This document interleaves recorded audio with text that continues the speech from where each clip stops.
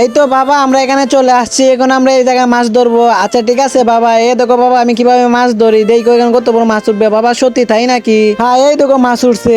আরে বাহ আব্বু, এটা তো অনেক বড় মাছ, দেখো এটা কিভাবে লাফাইতেছে, অনেক সুন্দর লাগতেছে আমার কাছে। ও তাই নাকি? আচ্ছা ঠিক আছে, তাহলে আমি আবারও মাছ ধরতেছি। এই দেখো এখনো মাছ ধরে ফেলমু। আই হাই রে, এটা কি উঠলো? আব্বু আব্বু, এটাকে দেখে তো মনে হচ্ছে একটা ভয়ঙ্কর কোনো জিনিস।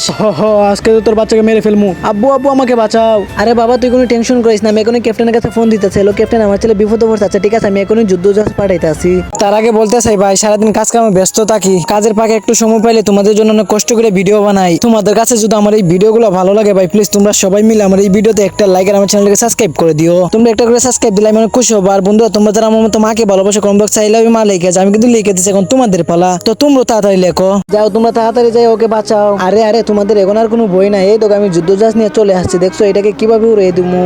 ওরে বাবা, আমি তো বেঁচে গেলাম।